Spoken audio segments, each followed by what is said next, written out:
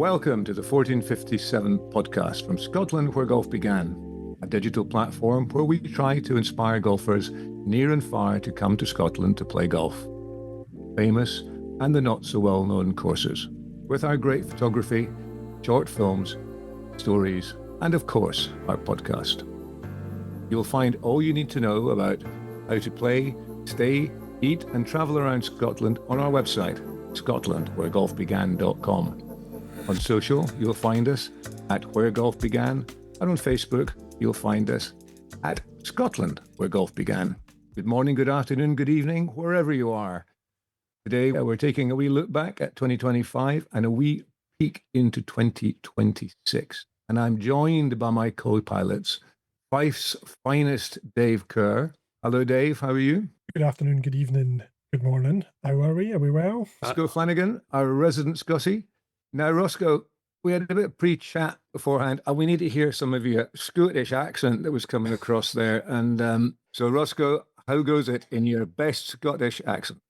Aye, Malcolm, it's not too bad. No, that's terrible. Yeah, put me on the spot like that. You can do better. I can do better than that. No, but thank you very much. And for those that are joining us for the first time, I've never heard, or wouldn't expect to hear an Aussie voice on a podcast. The background is firmly Scottish and very much almost 2 years in now, gentlemen. I do find myself throwing in the occasional, aye, no bad, aye, cheers, pal, aye, you're right, pal.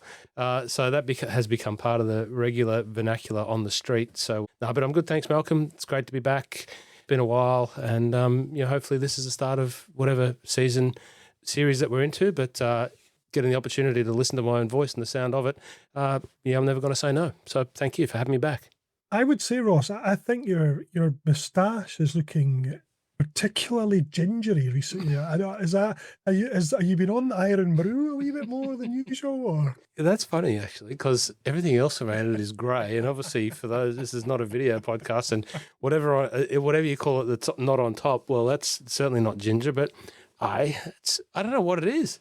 It's just like it's. You're assimilating. I think you look gorgeous. I think you look absolutely gorgeous. Thank you. But Roscoe, you made a good point that people might maybe not have heard the podcast before. So what do you do in your spare time when you're not podcasting? Yes, well, thanks for reminding me that I'm not podcasting. The My Love of Golf podcast hasn't really rebirthed since moving from Australia to Scotland. But I was just talking about that today, actually, and I do miss it. So the opportunity to join you here, I enjoy, of course. What is it that have kept me busy?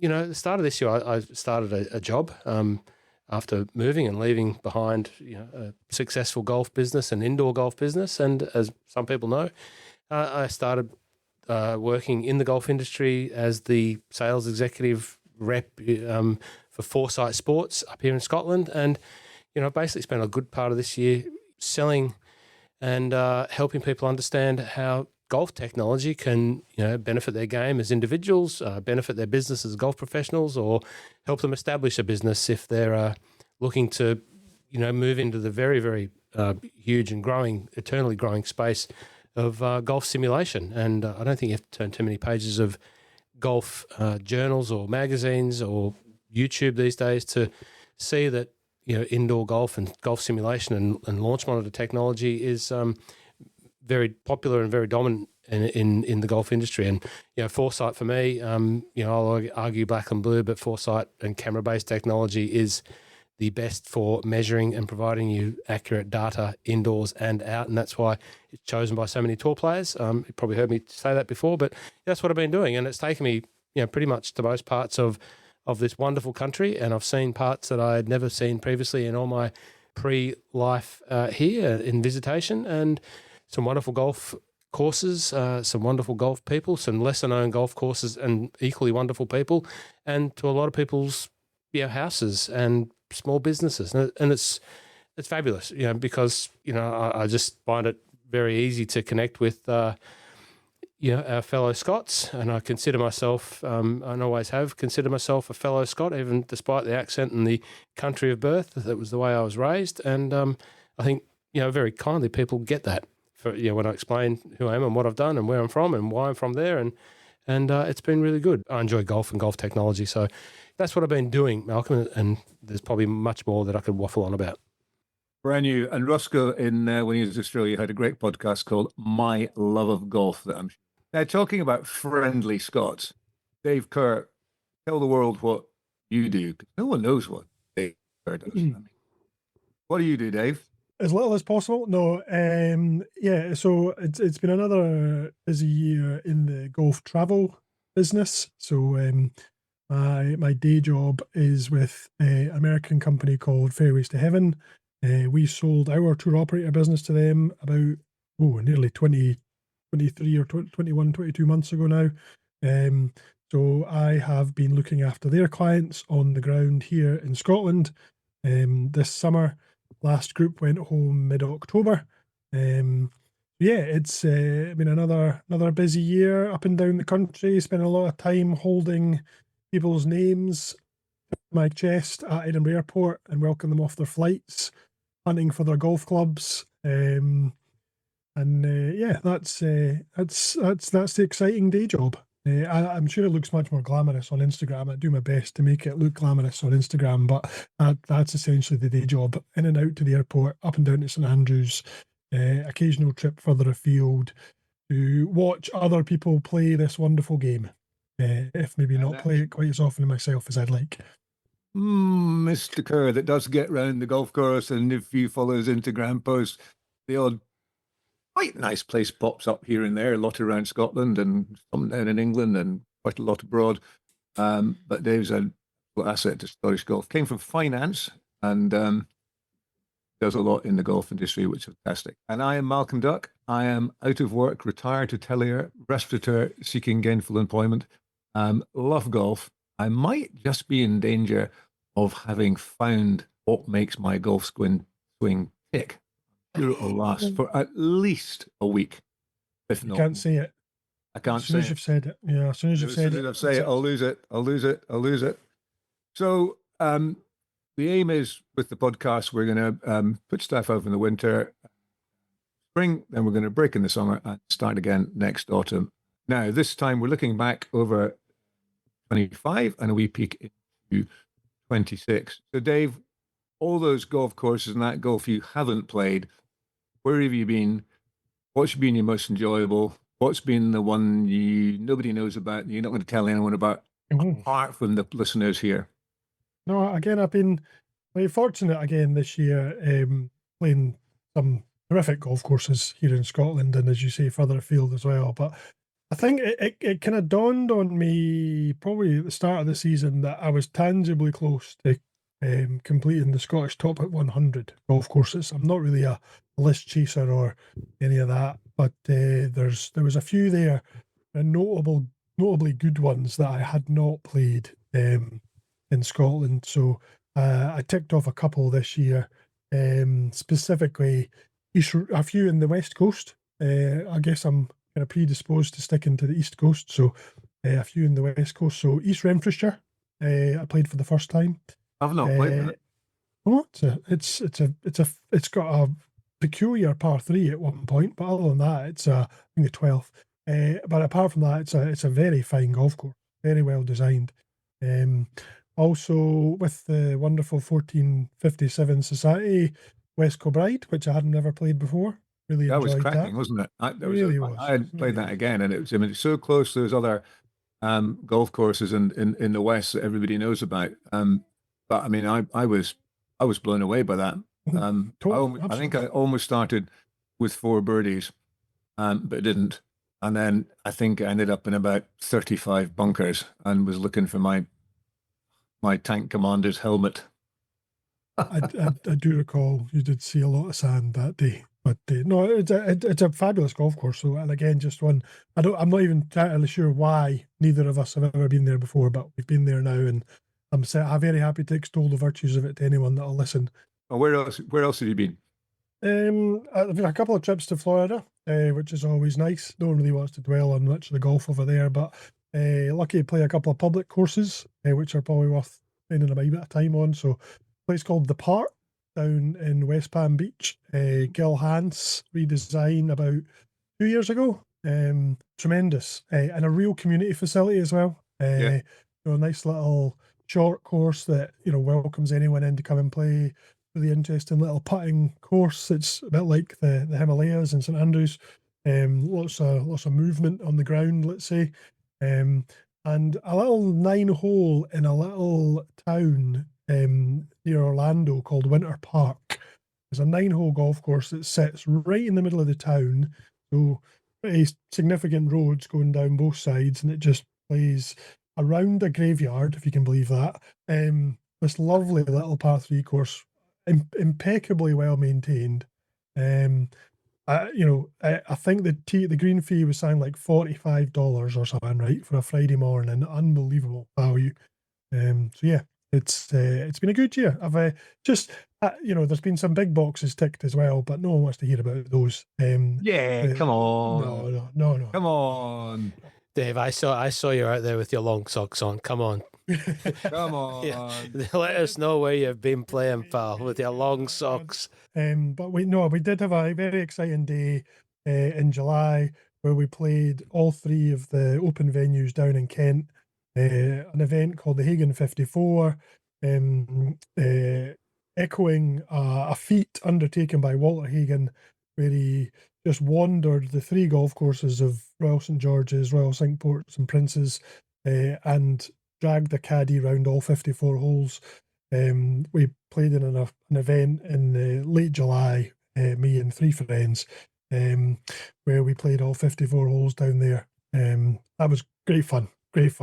Starting at first light, finishing broken men at 8, 9 o'clock at night. Yeah. For those who don't know, what are the courses you played? Royal St George's, Royal Cinque Ports, and Prince's. So 3 of those original open venues from the 20s and 30s. Am I hearing a rumor that Prince's might be looked at for the Open? I believe so. They've secured the Walker Cup in 2030, and I think they're hopeful that may be a bit of a test event that we can then do something with after that. Exciting place, exciting time down there. It's I think Kent golf is probably catching the imagination a bit more than it has in the past. One more course I should mention, Malcolm, a course in East Lothian that I had never played before, I played for the first time this year, was Little Winterfield. Great course. Never played before. My father-in-law took a membership down there this year, and again, that back nine, that's proper links golf, right? And just the course just winds its way around the coast.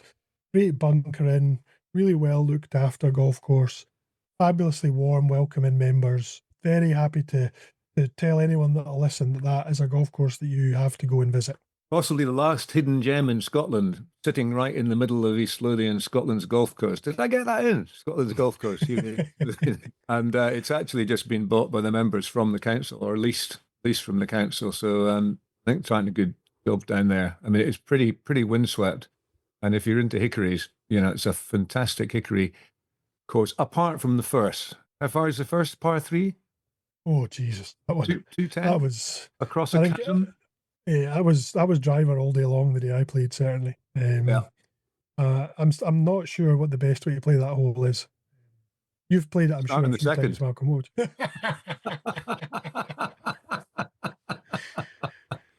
It is a good hole. We've been wandering away from Scotland a wee bit, but I mean, the story of Peer Gynt, the music Hall of the Mountain Kings, da da da da da da, bum ba ba bum, that stuff. Peer Gynt, he wanders around the world in search of happiness and comes home depressed and dejected to his wife, only to find happiness at home with his wife. So really in Scotland, especially in Scotland's Golf Coast, and again, we have to leave it occasionally to understand just how great it is here. But just going back to America, because I was lucky enough to go to a member guest in Florida, and greens were running at 13, and for us a 5-foot putt, slow down slope, it's a 40-foot putt. I mean, it's really hard to get used to the speed of the greens. And then the other thing was the grain in the grass. That if you're going with the grain, it's fine, but if you're going against the grain, our grass doesn't do that. Our grass is a lot harder. They're a lot softer, but it really brings it home. Going away really helped me understand when the Americans come here what's trying to go through their heads, because the ground on the links courses especially so much firmer than what they're playing on. I mean, I think Nicholas in the Open used to go and clip balls off the wet sand on the beach to try and get ready for that tournament. So that's my justification for us wandering away. So any other big new things you've played or? Again, I've played a few down in the kind of Surrey area this year as well for the first time. Place New Zealand Golf Club, real old school proper members club. Sir Arthur Conan Doyle was a member. His name is still etched on one of the lockers in there. A place called West Sussex. I just played last week. Yeah, very nice. It's again another terrific. I mean, just the quality of the holes that they've got. Again, it's a proper kind of old school foursomes members club.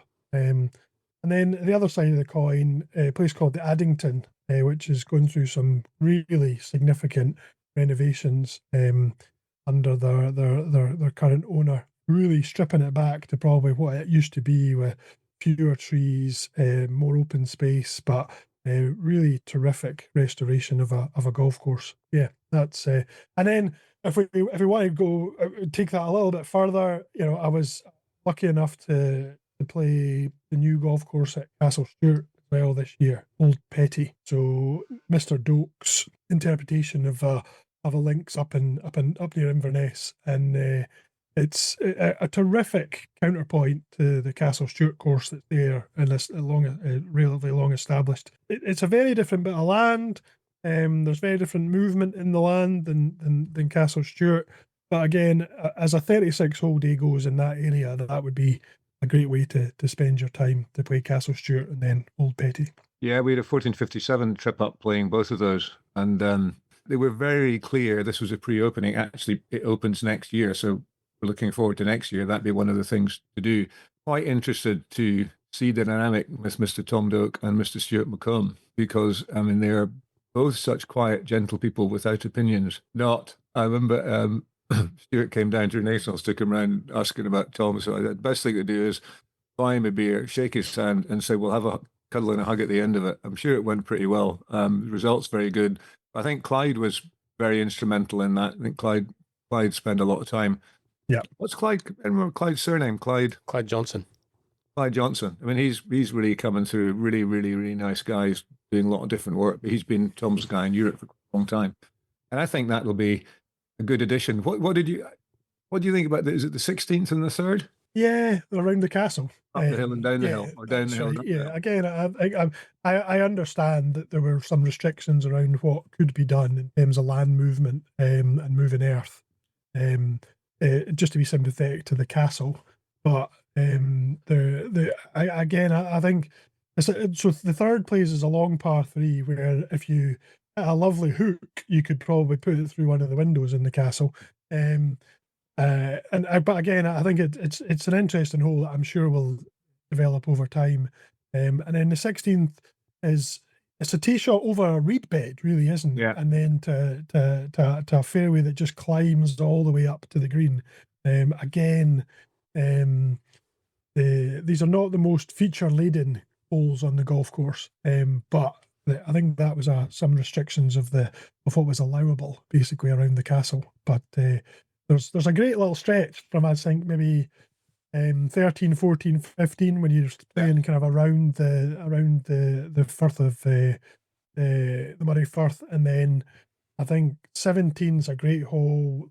1 and 18 they've got this strange kind of crossing of tee boxes and greens, which I think could be interesting in the summer. But that's old-fashioned. I mean, that was quite a typical Scottish thing at Prestwick, and you've still got the crossings at Lanark. So that's not uncommon. So in a way, you're kind of bringing that old Scottish thing back into Scottish golf. I'm sure it could have been avoided. So it's presumably a deliberate choice that was made to do that. Yeah, I think we probably both all played, a lot of brand new courses, and I remember Archerfield, the 13th par 3 on the Fidra, when you're just going across and the bridge wasn't there and the gorse wasn't there, and it looked like a really bland hole. But now you've got the gorse in, you've got the bridge built across the burn, and it looks super. Hole hasn't changed. Still got a tee, still got the same green with pretty well the same marginal change in bunkerings. So it's very easy to judge these new courses and too harshly, and it needs to build up. Again, Renaissance, another couple of changes coming into Renaissance for the Scottish Open. The third, they're growing the rough. We were going to put bunkers in front left of the green, but now growing the rough tight in around there. And the 13th, and I'm talking the normal club layout, because I've totally lost the will to live with the numbers of how to do the numbers of holes, because they're rerouting the whole bloody course again for the Scottish Open. We'll touch on that in a minute. But the proper 13th, they put a bunker on the par 5 front right. So going back to Old Petty, I think those two holes, I think it's what's under the ground that's the issue. I think there are a lot of artifacts under the ground, because I think for the course, they took off a lot of earth to go back to the sand. So there'd been a lot of blown earth on top of it where it had been farmed. So they stripped it back to the sand. So some people have said, who haven't played it, is it links, is it not? Because that was farmland. But underneath it, and I'm sure people will tell us if we're wrong, but underneath it, they'd gone back to sand. And back now, there were those big banks of sand, weren't there? Which they obviously used their own stuff. So a lot of work gone into it. I think it'll be a great addition. Anything else? In terms of other stuff I've done this year, I've just come back actually. I mentioned I was at West Sussex. I spent last week down there learning to be a club fitter and club builder. Again, and people have asked, why are you doing that? And the honest answer is, I'm just interested. I'm curious. I wanted to know what that was about. Maybe it'll teach me something about my own swing, my own game of golf. I've got a garage full of golf bits and bobs, and I want to know what I can do with them better, basically. But the club fitting was really eye-opening. Obviously, a company called Diamond Golf International down in right next to Ford Open Prison, which I'm sure you know well, Malcolm. You said you wouldn't talk about that. You promised you wouldn't tell anyone. Crying out loud, Roscoe! Thank you for not exposing me on that one. I can't believe this Kerr. Well, again, if you're going to expose yourself, Malcolm, then people are going to expose you. So I'm sure Ross will be delighted to hear that they fully embrace Foresight technology down there, chosen very specifically because it tracks the camera and setup there tracks the club and the club face and what the club face is doing, and doesn't just extrapolate from what the ball does. So it was great to hear more about that technology, understand how it works, find out how best to optimize a golfer for their swing and the way they want to play the ball, the way they want to see the ball in the air, and understand how technology can help them achieve that. So I don't have any instant aspirations to become a club fitter, but it was great just to see that side of it. What was the biggest eye opener for you in terms of, you coming from the world of a golfer, and, I've seen your bag, and, you tinker a bit, and you've got some clubs as you around the place.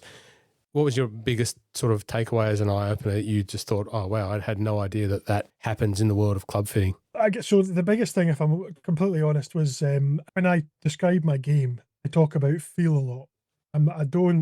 I usually play with a half set. This year I've played odd numbers. Next year I'll play even numbers and the irons, just to mix it up. I'm hitting half shots, full shots, 3/4 shots. I talk about feel. I think I consider myself a feel player. What I learned was what I actually meant was I have a very specific desirable swing weight. That's what I mean when I say feel. The difference that a few grams in the head of a club can make the way you feel a shot is unbelievable. Total revelation for me. That swing weight is probably what I was referring to when I talked about feel. So a club can feel dead to me, it can feel live to me, or I can hardly feel it at all. And that's all about the swing weight of the club, which I'm kind of vaguely aware of swing weight as a concept, but actually feel it and, understand it better is revolutionary.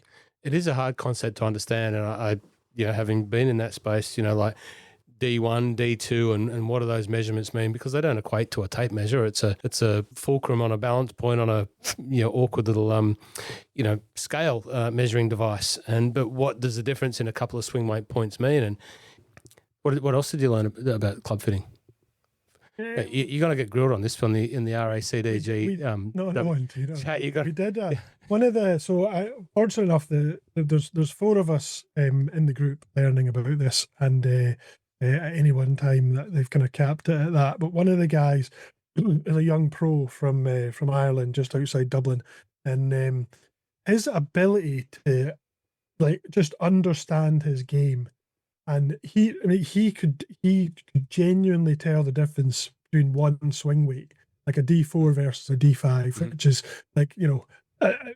half a gram here or there, depending on where you're placing that on the club.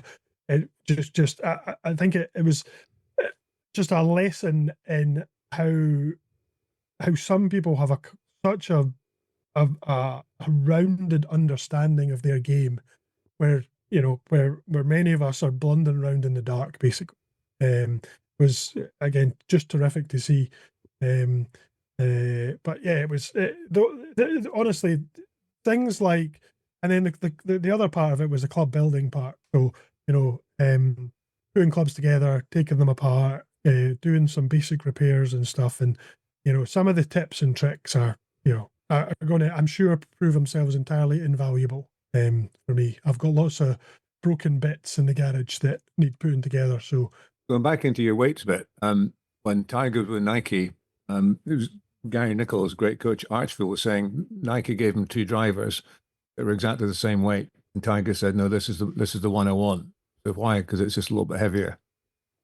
And he said, "They're the same weight." And they took him off him and swapped him around and gave him 5 times. And every single time he picked the same driver. Every single time. The scale said they were the same weight. So it is, and I can just hear a massive bollocking from Jamie coming in when he listens to this, because this is not golf tourism. But it's interesting, and relating it back round to that is, you guys come across to play in Scotland.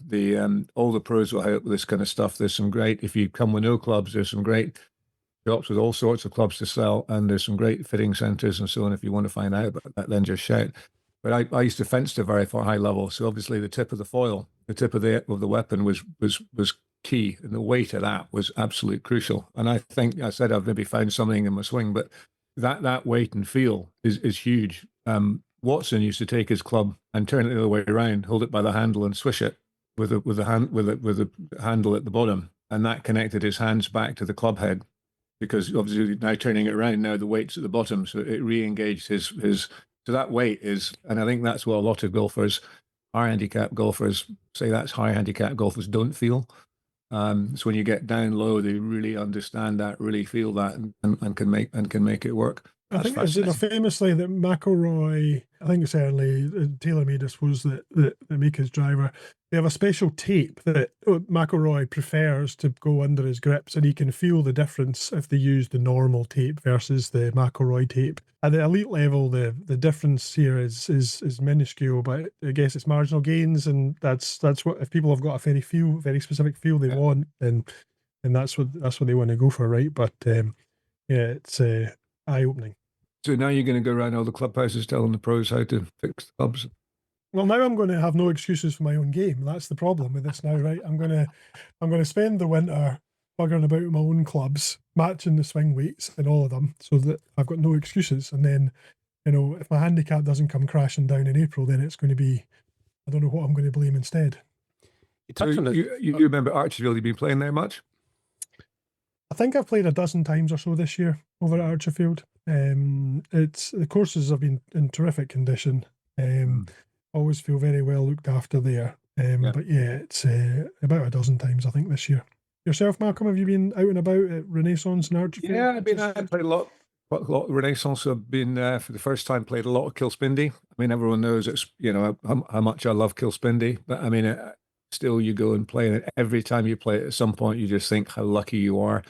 Not just the golf course, it's the views, it's the people, it's the crack. It's not the longest round in the world, and if you're not playing well, I'm going to spit you out. If you're playing well, it rewards you. Almost level par on the other day, and crappy chip in the 16th gave me a bogey, but there you go. So yeah, and that was good. But again, West Kilbride, when played that, that was special. But the other one I was surprised with, I went up to Trump, Aberdeen, and played that for the first time, the original one. I was blown away by it. absolutely blown away by it. You try and take the nonsense about the man out the thing and just go and look at the golf courses. And, sometimes when Scotland Golf began, or we put stuff up about Trump courses, we get a lot of negativity while we're talking about it. So for me, it's a golf course. It's not anything to do with anyone else. It's a golf course, and that is pretty special. So the claim that they're the best 36 golf holes in the world. I haven't played the new one yet, but I think, have you played them both, Dave? I haven't played the new one either. No, I was invited up, but it was the day I got home from 2 weeks in Orlando and thought this would be very unpopular at home if I said, oh, I'm going to Aberdeenshire tomorrow. Yeah, yeah. So it was. So that was pretty special. Troon hadn't played for a long time, and there's something magical about Troon. But there is, I mean, all Troon just a great golf course. I mean, it's not the prettiest views around the world, but and I think the other thing about Troon, at some point, your head goes down a bit, but a magnificent out and back along the coast stretch of golf, and there are not that many golf courses where you see the water quite as much. It wasn't the most beautiful sunny day. It was drizzling and sleety, but it was still an absolute treat. Clubhouse is an absolute joy. Stephen Danton, the secretary, was running a bit busy, but from the pro shop set up to the whole thing, it was great. And then 1457 Society with quite a few outings, and I think one of the favourite ones was the 2 9-hole courses at Comrie and St. Fillan's, when we did both courses in the same day. And it kind of brought me back to just the joys of these little courses no one's heard of in Scotland. There's some fantastic 9-hole courses. I'm not sure if we've done a podcast on all the 9-hole courses. Maybe we have, maybe we haven't. I'm not sure that we have. But I think 1457, we're going to include that every year, because it's a beautiful drive up there to lovely courses that are a bit quirky. One particularly ramshackled old clubhouse, the other one a little bit smarter. Friendliness is unbelievable, and the camaraderie in the company was just great. I mean, that's possibly one of the most enjoyable days of golf I've had.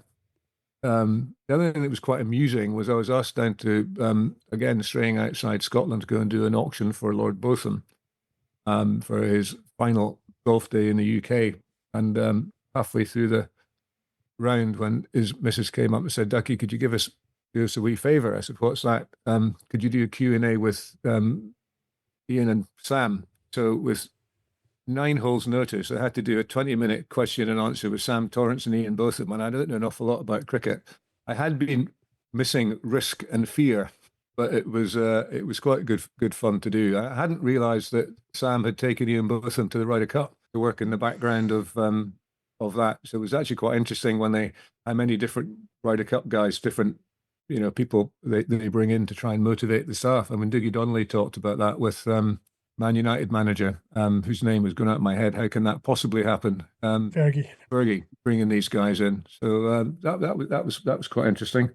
Did you? There must be a pun here about being out for a duck or something. You can't go to an Ian Botham golf day and not come on. You made the joke. Someone else made the joke. That didn't even cross my mind. Bloody Torrance was horrible to me in a very friendly way, because I phoned Coulthard to get any stories about Torrance, and he told me a story about the apparently the Dunhill when they won it, that won the Masters. Scottish man won the Masters. Sandy Lyle. Sandy Lyle. They were all turning up in the kilt, and Sandy Lyle turned up was kilt on the wrong way around, which Andrew thought was funny. I thought was quite funny. So Coulthard got a hole in one, which is on one of the podcasts. In his kilt? Not in his kilt, but go and listen. One of his scout socks? In his scout socks. All right. Anyway, I kind of opened up with that because both of them had a hole in one 2 weeks ago. It was going to be the link. So I said to Sam, "What's the story about the kilt?" So he took the microphone and said, "Hi, Ducky, there's a story, but it's not very funny." So it wasn't the best intro and get going. But the guys are great fun. Where else have I been? Again, we did that Cabot Highlands, the 2 courses up there, which is fantastic. And apart from that, I've just seem to be busy doing I'm not quite sure what. Slightly still trying to get used to being without portfolio, though I can now come back and compete, having done my 2 years in the cold. So we'll watch this space and see what happens. But I've just really been enjoying playing golf round about Scotland locally, and beginning to stray to other parts of Scotland a bit further away. It'd be nice to be up round Dornoch way a bit, played up round St Andrews way a bit, all courses we've kind of talked about and mentioned. But I mean, the joys of playing golf in Scotland are just phenomenal. The summer has been really good. The weather's been great. It's been very, very windy. But apart from that, it has been great. And going to the States, as I say, Isleworth, that was really fascinating to see the difference in the speed of greens. Because I haven't been in the States for a long time, and the difference in the grasses, and beginning to understand what these guys have to cope with when they come back. And the intriguing thing about that golf course was, I think the last time I played Isleworth would be 23, maybe, I want to say. And at that point, they were killing the golf course. They were killing all the grass. And then they stayed shut, I think, for about 12 full months while they reseeded the whole golf course, basically. So, it's, you're talking about, I don't think they made too many architectural changes to the golf course. It was really just a case of killing the grass and then reseeding it. Because there was a lot of non or native pervasive grasses that got in, I think, amongst the So really something you don't hear about a lot. I don't know how our listeners would feel if their management committee said, "Oh, we're going to kill the golf course this year, and you're not going to play for it for 12 months." Yeah, no, that's true. So, any Roscoe, have you played any golf this year? Or Well, yes, thank you. I have. I probably haven't played as much recently as I would have liked, but if I reflect on since we did the last podcast, I've actually played some nice golf, and infrequently, but I've played some nice golf. Funnily enough, again, this is more oriented towards our Scottish colleagues who might be looking to travel elsewhere, but my golf season started with 4 days of wonderful golf. First round at New South Wales Golf Club, second round at Yarra Yarra Golf Club, third round at Kingston Heath Golf Club, and fourth round at Peninsula Kingswood on the North Course. So that was the start to my season since we last did a podcast. Right. And it was pretty good. I was a quick trip home to see my dad and see my son. It's good to have good friends, and I was able to reacquaint myself with Peninsula Kingswood, and it was great.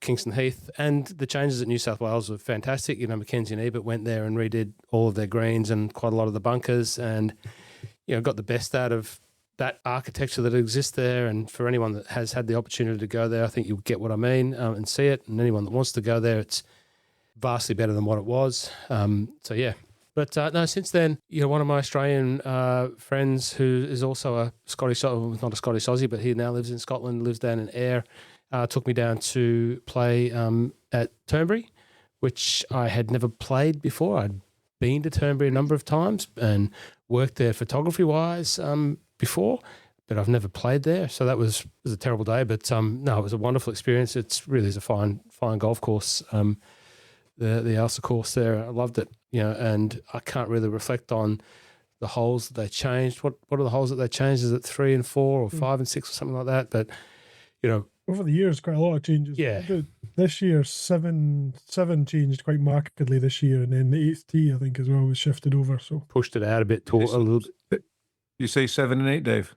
Yeah, bring the coast more into play, I think, on 7 particularly.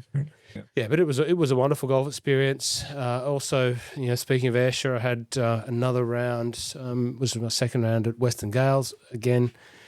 If you're in that area and, you can only play 3 or 4 golf courses, Western Gales needs to be on the list because it's a wonderful course. And, you can throw a blanket over all of the courses, as we've discussed in the past, that are there and have a wonderful few days. So that was great to get back out there with, again, another Australian and a couple of locals from down that way. Carnoustie had a nice round at Carnoustie. Definitely not a level 2 for me. It's a level 1 for me. There's a bit of an in-joke there. Those that know will know. Wonderful opportunity to get up there. Got a friend that's a member there. And again, the wonderful thing about golf in this country, in any country, Australia's the same. It's no different. You go to the Sandbelt and, you've got some friends and you can end up playing on some wonderful golf courses. But it's such a connecting sport, and you can find yourself playing, and it's with some wonderful people and wonderful places. Closer to home, Malcolm, I was lucky enough to get to Renaissance there, and unfortunately not help you not defend your Marines versus the Navy title there, representing the Marines. Didn't play very well that day, but again, following the story of meeting people, played with two wonderful servicemen, submariners. What an interesting life a submariner leads. I still can't quite fathom. That was a bit of a joke there, fathom. Yeah, good. boom, boom. Very good. Thank you very much. Good. Can't fathom what they do and how they do it, but it fascinates me nonetheless, just to see even the stuff that they can say about what they do when they're 6 feet under, more than 6 feet under, but the job that submariners do for protecting, the land, insane. But one of the boys there invited me down to Gossick, which is, southern Scotland, and had a wonderful round at Gossick, and that was a great experience. I'd never played there before. And then, of course, the occasional North Berwick with my friend Josh, who, as we've been talking, is in Australia. He's been down there for work, golf. He's at Peninsula Kingswood this morning, just teeing off. So he sent me a photo and just said sorry. So that's come through to even put me in more need of therapy, Malcolm, that my good mate from North Berwick is down playing my home course. So a few rounds with a few different people at North Berwick. Curtis Luck, young Aussie pro, played with him down there, and one of the caddies, that time of the Scottish Open when everyone's around, it was mind blowing. A couple of other trips, went to the Open, photographed at the Open, went to the Scottish Open, photographed at the Scottish Open, the Dunhill, got to see courses there that I'd never seen before, and of course, the semi-regular game at Craigielaw, and I'll wander around the next door neighbour Kilspindy as well, and that's kept my golfing desire at bay, but not enough.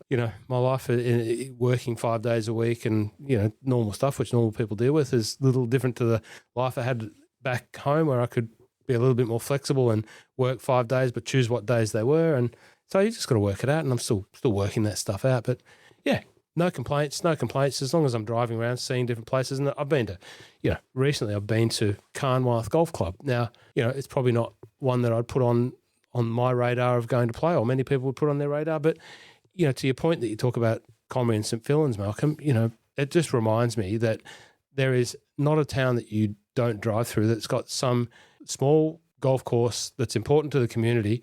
And I don't think there's any of them that I've stood on where I don't look at in the car park and go, you know what, that looks interesting. I can play golf and hit golf balls up to that little par 3 with the heathery knoll protecting the front right side of the green and a little bit of gorse at the back, and there's a little bit of movement in the ground, and it looks fantastic. Elderslie Golf Course, I was visited there recently. Johnston, Cochrane Castle, all of them. When you drive in, they all look fabulous. So again, it's the breadth and depth in this country which is endlessly going to keep me entertained and amazed. You'll never run out of golf courses in Scotland, don't worry. So we'll move on to looking at next year in a minute, but just I should have mentioned on the 1457, we played Ely and went to the Hickory workshop there. That was a great day out, and if you're up that way, go and find the Hickory place up there, and go and build yourself a club and the grips on and all the rest. Great experience. And the other club we don't mention very often, and I've played, but haven't for a while, is Irvine Bogside. When you're talking around the west, Irvine Bogside, old open qualifier, cracking golf course. So thinking about next year, 2026, we were talking a bit about people playing down in England, and partly, Dave, that is because some of the tour operators are beginning to take people down to England because we can't get tee times in Scotland. So any news on what's happening in Scotland, where are prices going, what's availability like? Hospitality is having a hard time. So do you want to talk on the golf? Any news on the golf courses, new courses coming up? What is St Andrews doing with their tee times?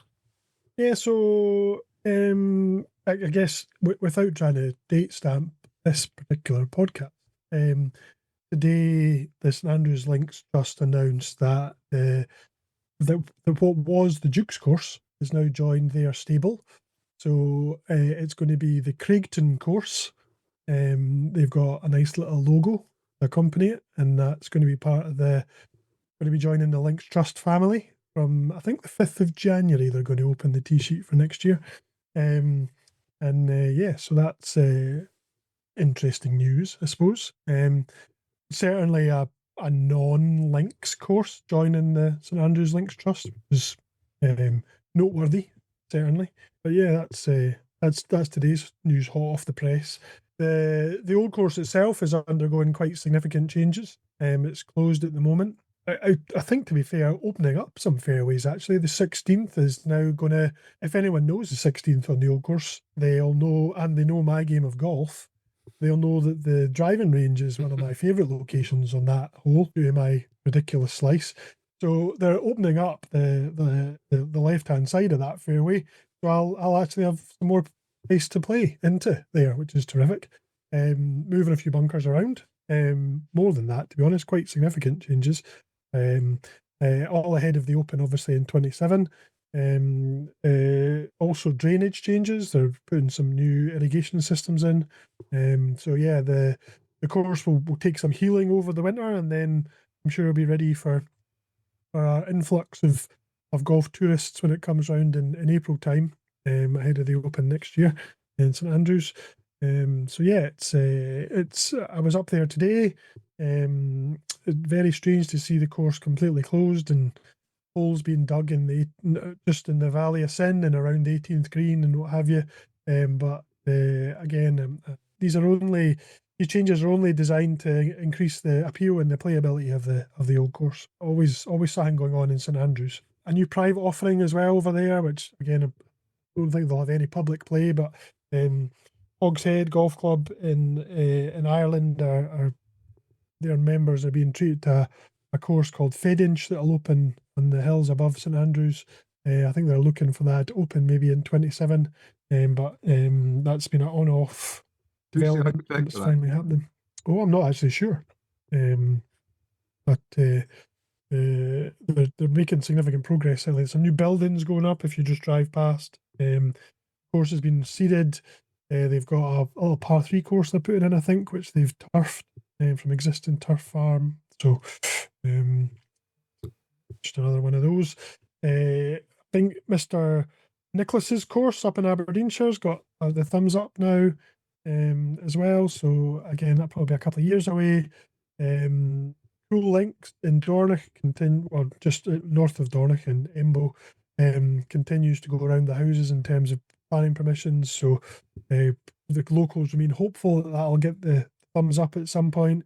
The significant changes, and I know we have spoken to Neil Hampton before on the podcast. I think it'd be worth getting Neil back in to have a conversation about the significant changes that are going to happen at Royal Dornoch over the more medium term. They've obviously got the new clubhouse open. I think their old one officially closed yesterday. New one opens next week for members at least, and then the official opening next year.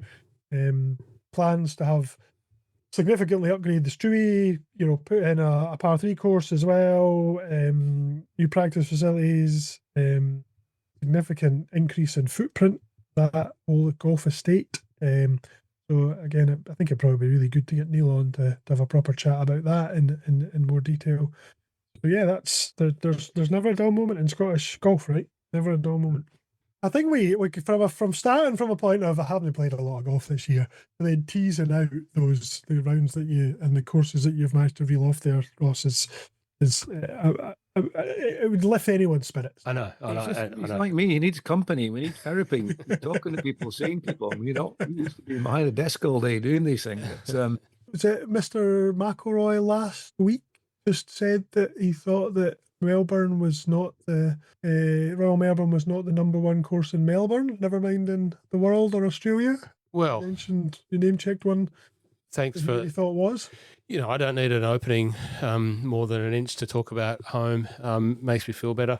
But, if anyone watched the golf that happened over the last weekend and the week before the Australian Open, how can you not be buoyed about, where tournament golf is, let alone in Australia, which has been starved of big name tournament golf for a number of years. And, the Aussies will blame, how the PGA Tour have scheduled and basically not prevented players coming down, but made it difficult or desirable for players to come and play on the Australian Tour. Yeah, there's money and all that sort of thing. But, really the Australian Tour, DP World Tour, the RNA putting on, 3 open spots, the Masters putting on a Masters invitation to the winner, it really did put a focus on the validity of the Australian Open. Australian Open's had a bit of a checkered last few years. You know, the Golf Australia tried to bring the men's Australian Open and the women's Australian Open and run them as the same tournament concurrently across two courses. And it, you know, I think honestly, in hindsight, it was a great initiative, you know, that optically looked great for inclusivity in golf, but it just didn't work from a tournament for either the men or the women. And, you know, putting the Australian Open on the Royal Melbourne Composite course, which is one of the greatest golf courses in the world, you know, I'm not sure that it is actually rated. You know, we should dedicate another episode to talking about the recent golf.com top 100, because there's a lot of Scottish courses that, you know, feature in that. But composite course at Royal Melbourne is fantastic. Yes, and as you point out, Dave, Mr. McIlroy, I think he had a plan. You know, other than Rory being this new controversial Rory and just saying what he wants, not controversial purposely, but just saying what he wants, which sometimes isn't what everyone thinks is going to come out of his mouth or what everyone thinks they should be hearing. You know, he sat down at the press conference on the Wednesday and one of the journalists said, you know, talk about Royal Melbourne. And he said, yeah, it's fantastic. We love it, firm and fast, and all the good things that we've seen before at the President's Cup, awesome. And it's probably not even the best course in Melbourne. And, you know, you could almost hear a pin drop if you listen to the, you know, they're going, well, what is Rory? He's going, well, I think Kingston Heath is. And for me, I'm thinking, what a smart guy. You know, he's done his job getting there. The tickets were sold out. You know, they were going to have packed houses anyway. So he's pre-selling 2026 because he's been paid to go back down next year at Kingston Heath. So, you know, smart move. I might have upset a couple of the members in the Royal Melbourne fraternity for a few days, but I'm sure that they'll get over it. But what a wonderful tournament, and 120,000 people packing. It's great. I love it. But yeah, Kingston Heath next year. I've already told everyone that matters in my life or is prepared to listen that I'll be there, and yeah, I can't wait. I can't wait to go and do that. So bringing it back to tournament golf in Scotland very quickly before we must be quite close to how long we've been going for. 1 hour. But the Renaissance Scottish Open back there, rerouting the course yet again. So the 10th will become the 1st, and the 1st will become the 10th, and the 6th shall become the 15th, and the 15th shall become something else. I've lost it. So just draw us a wee map. Well, anyway, golf is booming in Scotland. Prices are going up. Availability is getting harder unless you're booking 2-3 years out. Unless, of course, you're coming to play the less well-known courses. And you will find all about them on our website. So I think we'll probably round up just now. I can hear myself getting a bollocking for Jamie, who's our kind of producer-director, who gives us a steer to do Scottish golf tourism and not talk about other countries and not talk about the equipment and so on and so forth. But I found this interesting tonight. So aim is to get a few more podcasts out and done, and we'll release them January through, probably from tonight. Obviously, we're recording this mid-December, and we'll run through the spring, early summer, and then finish up for the summer, and then start again in autumn. So hope you've enjoyed tonight. A big thanks to our Scuzzy Ross and to Big Dave Kerr, the newest golf fitter in the town. And look forward to seeing you next time. You will find lots of great blogs on the website, scotlandwheregolfbegan.com. Pick on the blogs and find out about us. There are lots of little films there as well you can see about the courses. And you'll find all about the 1457 Society I've mentioned, which you can join there, come and meet and play golf with like-minded folk. You'll find us on social at Where Golf Began and Facebook at Scotland Where Golf Began. Thank you for listening wherever you are, what day or time of night it is. Until the next one, goodbye, be safe, swing easy.